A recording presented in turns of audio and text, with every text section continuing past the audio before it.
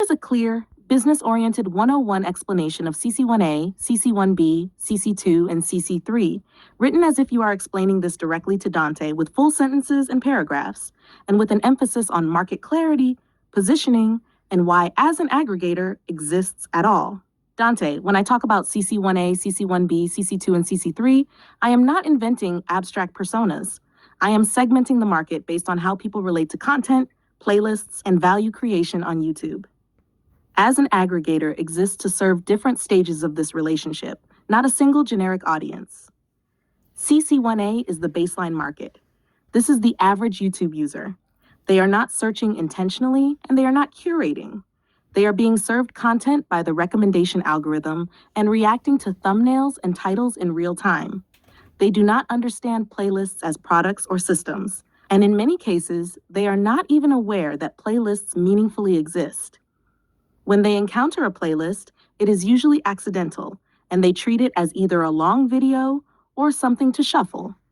From a business perspective, CC1A represents the largest addressable audience and the largest attention pool, but also the lowest awareness. The opportunity here is not to sell them technique immediately, but to demonstrate that curated structure produces a better experience than the algorithmic feed. For As An Aggregator, CC1A is the audience that validates the existence of curation as a value proposition. CC1B is a more sophisticated consumer. This person has already experienced the benefit of curated playlists and understands that playlists can save time, increase consumption density, and create meaning across multiple pieces of content. They actively return to playlists, save them, and use them as part of their personal content routine. They are still primarily consumers, but they are intentional consumers. From a market standpoint, CC1B is smaller than CC1A, but significantly higher in lifetime value. This group is receptive to education frameworks and media literacy.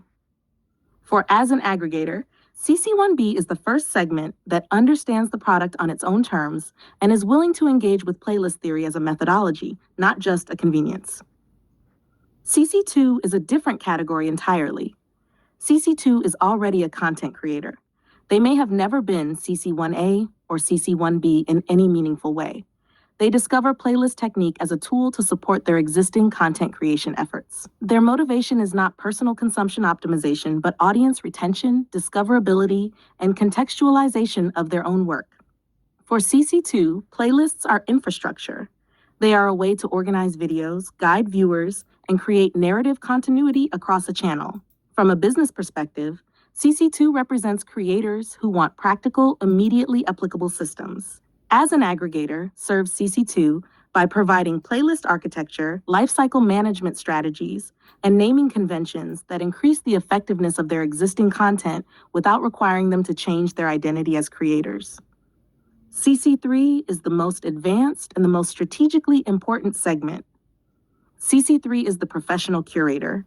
This person understands that playlists themselves are the product, and that videos are inputs rather than outputs. They may come from CC1A, CC1B, or CC2, but what defines them is a decision to treat curation as a primary value-creating activity.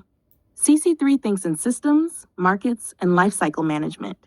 They are interested in building sustainable operations around content aggregation, contextualization, and navigation.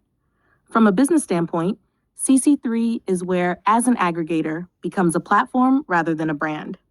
This segment is served through education, business structuring, marketing strategy, and operational support that allows curation to function as a legitimate economic activity. In simple terms, CC1A proves that there is a demand for better content experiences. CC1B proves that people will intentionally choose curated structure. CC2 proves that playlists create leverage for creators. And CC3 proves that curation itself can be a business. As An Aggregator exists to connect these segments into a coherent pipeline and to formalize curation as a market function rather than an accidental byproduct of content consumption.